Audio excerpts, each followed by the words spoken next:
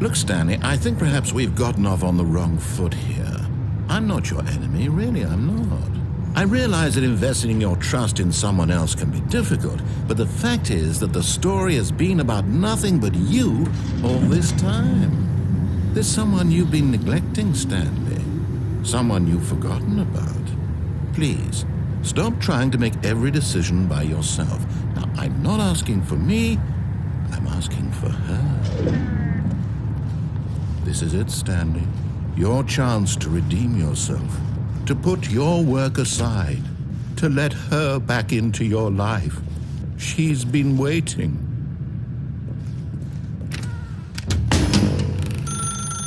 That's her, Stanley. You need to be the one to do this, to reach out to her. If you can truly place your faith in another, then pick up the phone.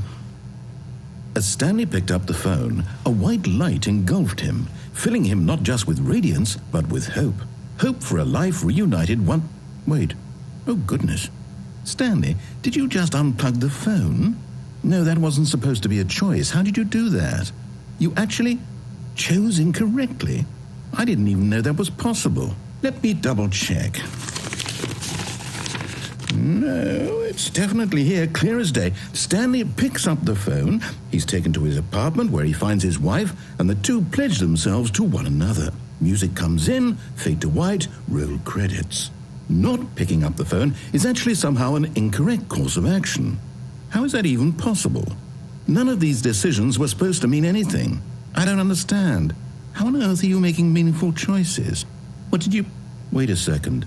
Did I just see... No, that's not possible. I can't believe it. How had I not noticed it sooner? You're not Stanley. You're a real person.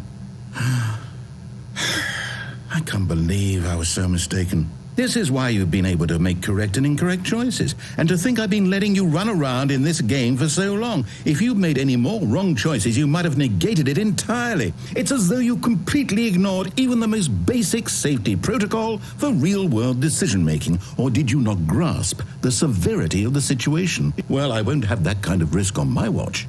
I'm going to stop the game for a moment so we can educate you properly on safe decision-making in the real world. Please observe this helpful instructional video. Choice. It's the best part of being a real person. But if used incorrectly, can also be the most dangerous. For example, in this scenario, a hypothetical real person named Stephen has a choice. He could spend years helping improve the quality of life for citizens of impoverished third world nations. Or he could systematically set fire to every orphan living in a 30-kilometer radius of his house. Which choice would you make? Remember that unlike here, the real world makes sense, and at no time should you make a choice that does not conform to rational logic. If you find yourself speaking with a person who does not make sense, in all likelihood, that person is not real. Allow the person to finish their thought, then provide an excuse why you cannot continue talking. Turn to a partner and practice saying, "My goodness, is it 4:30? I'm supposed to be having a back, sack, and crack."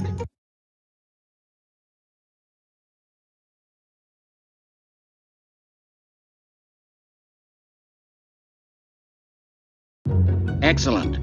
Making choices on a regular basis is the best part to a healthy decision-making process. Most medical professionals recommend making at least 8 choices per day. Do you make more than 8?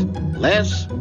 And finally, if you begin to wonder if your choices are actually meaningful and whether you'll ever make a significant contribution to the world, just remember that in the vast infiniteness of space, your thoughts and problems are materially insignificant, and the feeling should subside.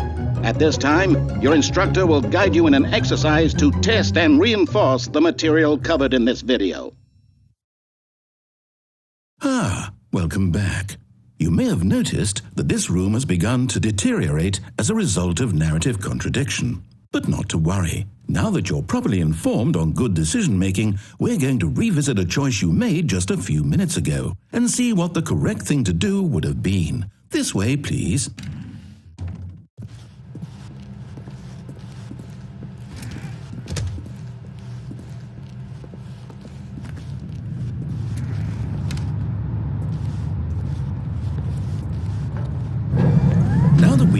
choices are meaningful, we can't have you jumping off the platform and dying.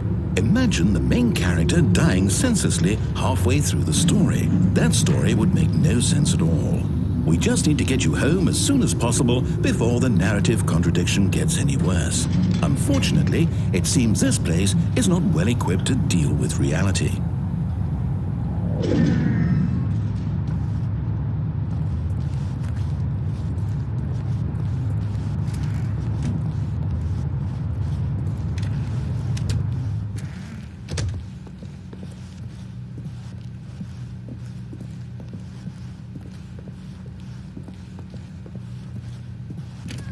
Almost there. You'll take the door on the left, back to the correct ending, the story will have resolution once again, and you'll be home free in the real world.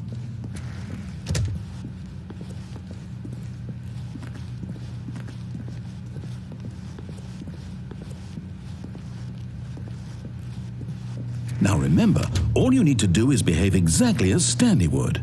That means choosing responsibly and always putting the story first. I'm quite sure you'll be up to the task. Just follow my lead and you'll be fine. All right.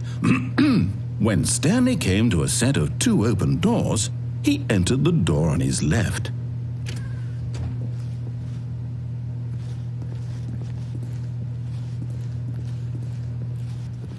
No! Why did you do that? Quickly, hurry back in the other direction. Perhaps we're not too late.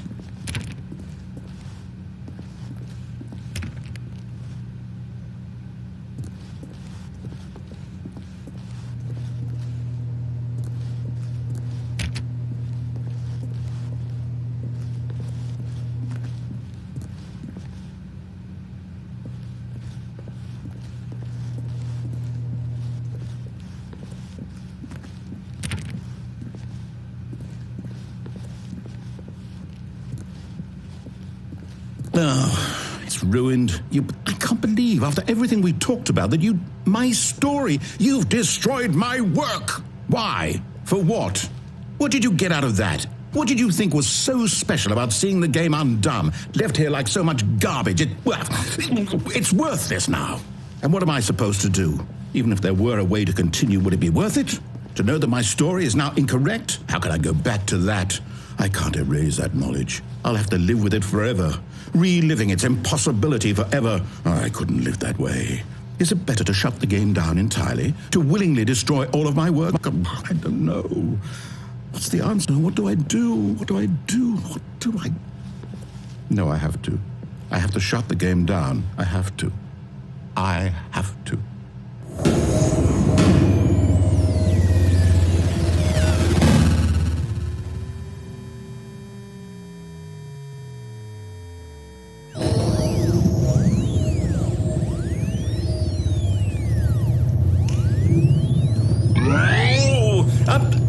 I'm here.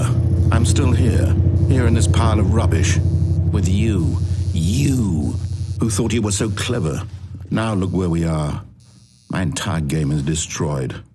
It was the only thing in the world that was mine, and you've run it into the ground. What, did you think that would be funny? You just had to see? Didn't I impress upon you how important it was to be like Stanley? He actually knows how to do what I tell him to. He understands that if I say to do something, there's a damn good reason for it. That thought hadn't even occurred to you, had it? That there's a world outside of you? You're a child. Oh, my story. If you'd just gone through the door on the left, you would have seen it. There was a whole underground facility. You would have destroyed it and been victorious. It would have been so perfect. I worked so hard on it. I tried so hard. Behave exactly as Stanley would. That means choosing responsibly and always putting the story first. I'm quite sure you'll be up to the task. Just follow my lead and you'll be fine. All right. When Stanley came to a set of 2 open doors, he entered the door on his left. No! Why did you do that? Quickly, hurry. Behave exactly as Stanley would. That means choosing responsibly and always putting the story first. I'm quite sure you'll be up to the task. Just follow my lead and you'll be fine. All right. When Stanley came to a set of 2 open doors, he entered the door on his left.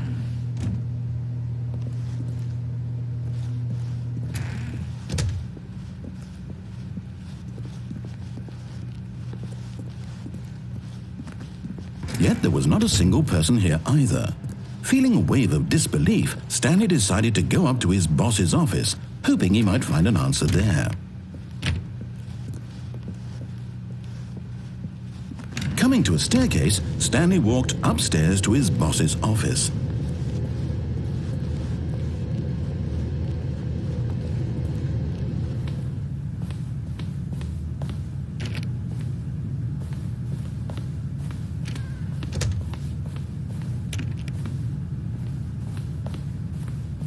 Stepping inside his manager's office, Stanley was once again stunned to discover not an indication of any human life.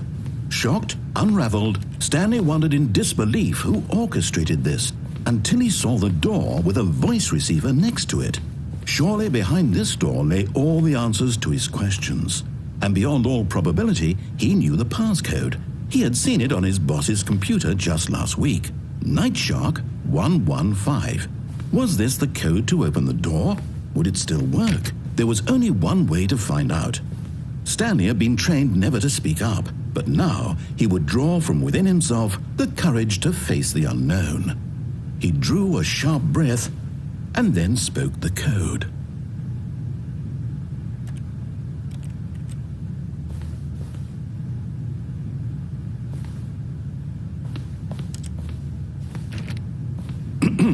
Stanley spoke the code. Nightshark 115. He spoke it into the receiver, right there on the wall.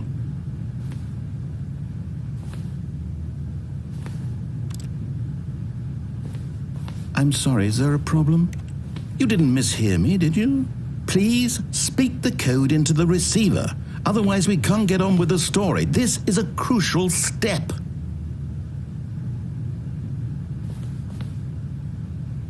Okay, fine, you're not going to do it, but you know what? It's pretty humiliating to bring you this far, only for you to suddenly decide you have better things to do. I asked you for this one single thing, for your respect.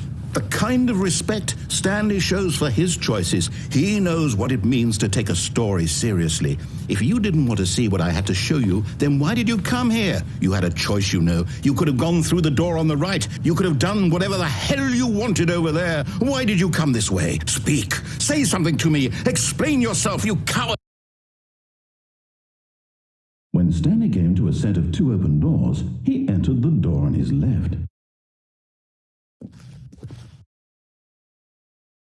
Stanley? Hello? Is everything okay? Stanley, please. I need you to make a choice. I need you to walk through the door.